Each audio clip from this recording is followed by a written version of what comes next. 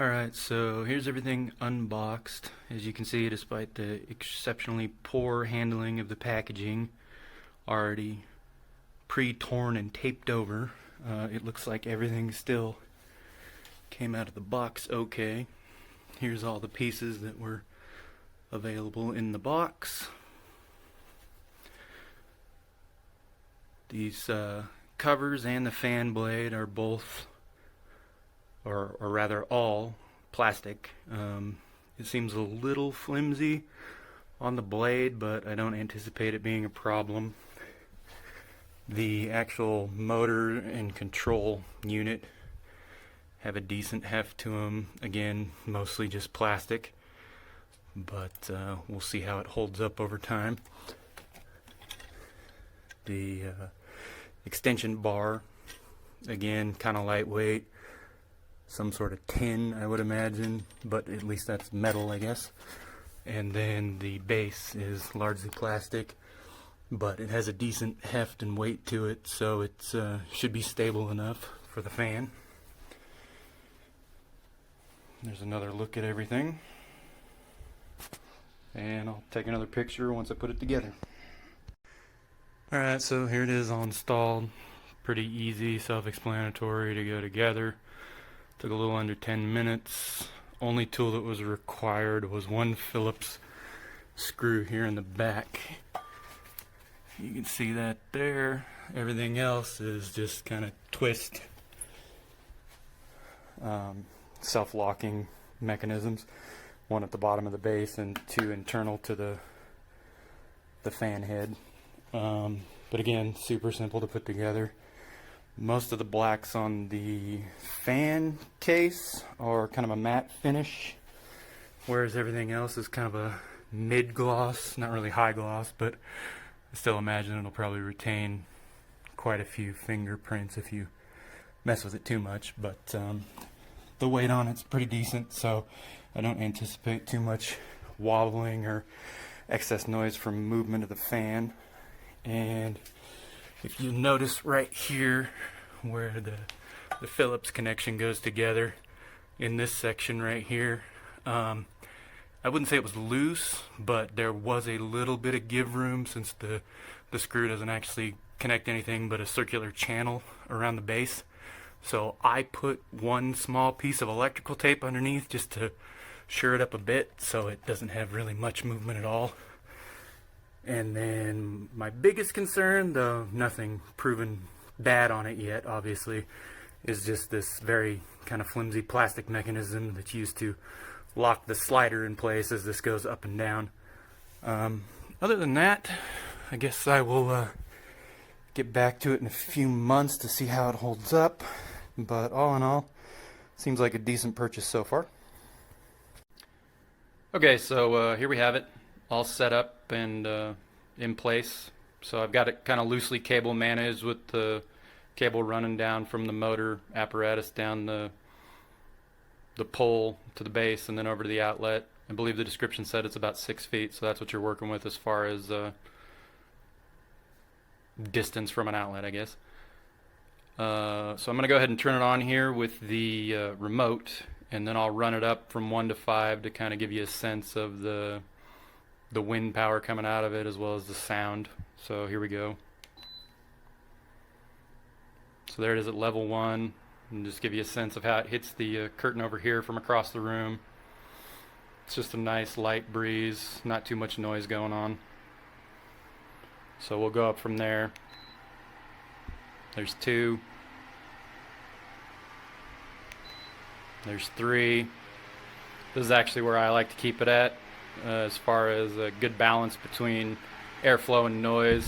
It's got a good pressure hitting all the way across my bedroom here and down over to the curtain without making too much racket hitting against things.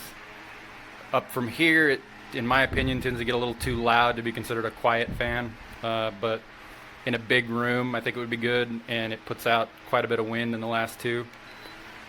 So there's 4. And then here's 5, just full on pumping it out. And like I said, I probably wouldn't listen to that while I'm trying to sleep at night, even though ambient noise doesn't really affect me all that much. but all in all, I'd say 3 is the best setting for my personal preference. And that's about it. Oh, one thing to mention is that you'll notice the LEDs that light up for everything on there. As you leave the fan setting and not messing with the buttons for a while, all that stuff shuts off. So that was a nice thing to find out, even though I don't think I saw it in the purchase description. But yeah, that goes completely black, so you shouldn't have any light occlusion that's bothering you if you're using it to sleep. As far as the general build of it, like I said in my previous videos, it's got a pretty decent weight to it. Seems fairly stable, even at high speeds. Doesn't wobble much, doesn't make much additional noise beyond obviously the blade and motor.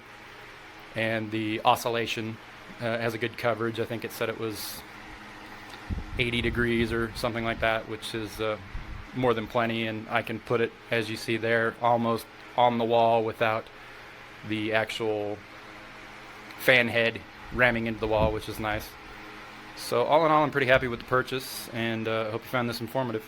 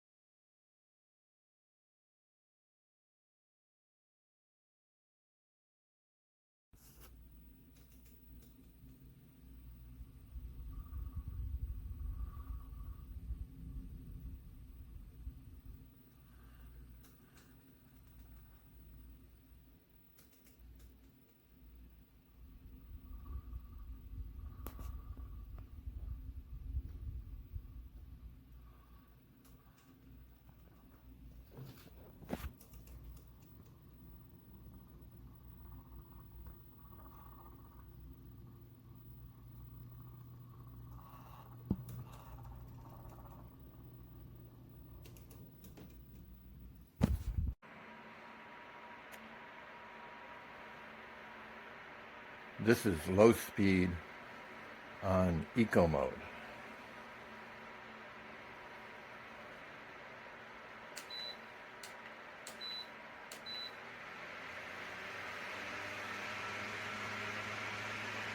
This is low speed on sleep mode, or night mode, I guess they call it.